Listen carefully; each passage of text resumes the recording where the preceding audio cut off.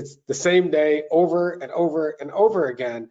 And as we know, like doing that doesn't actually create change. So all the things and all these factors are changing around us, like inflation and, price compression and margin pressures and, new competitors, new competitive products. And what we're seeing is that the way we are approaching those and the way grocers are approaching those also has to evolve. So, interested to get your take, Scott, on what you think about, living that same day over and over. Matt, it's almost kind of a byproduct of the grocery industry in general, right? I mean, it's easy to continue doing a lot of the things that you've been successful with in the past. And as you do this, especially when it comes to pricing, because pricing, it's tough to make quantifiable changes. To make any sort of real strategic changes, it takes a lot of effort, takes a lot of research, it takes a lot of follow-up and looking at your competition. It's tough to really change those strategies. So it's easy to get comfortable once you're in there of saying, okay, well, here's our KVIs and we're going to be priced within this range of a competition. And, here's how we're going to promote. We're going to promote at this depth. We're going to run these many ads or this much frequency.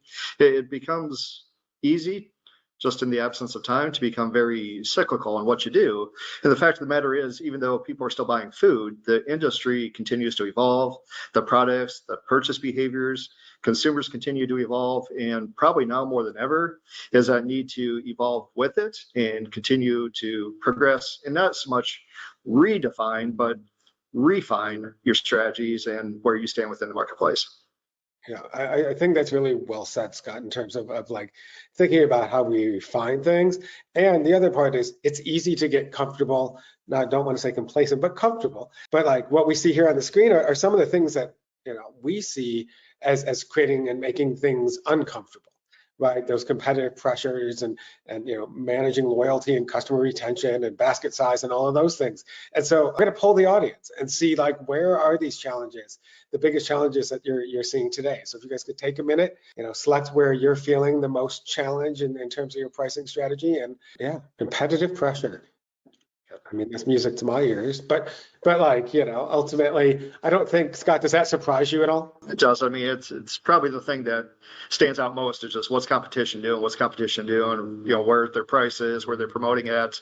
It's the thing we're probably focused on the most. But what's really interesting is the reason there's that competitive pressure is because everybody's going after that loyalty aspect, right? So you have loyal consumers, and that's really who everybody's going after. I mean, if you have shoppers that are just coming in and buying your ad products, those aren't necessarily the consumers that competition wants. They want your profitable families, your large basket rings, the ones who are shopping across the entire store. And that's where you can separate yourself a little bit on pricing is the fact of knowing who your true consumers are, what's important to them. It's different for every consumer, right? So what you may buy, Matt, is different than what I buy. So it's instead of the holistic KVI approach, it almost becomes more that true consumer-centric KVI approach. And the only way to get to that level and really make that, that impact is to know who your most loyal consumers are and what drives them to make the behavior changes that they do.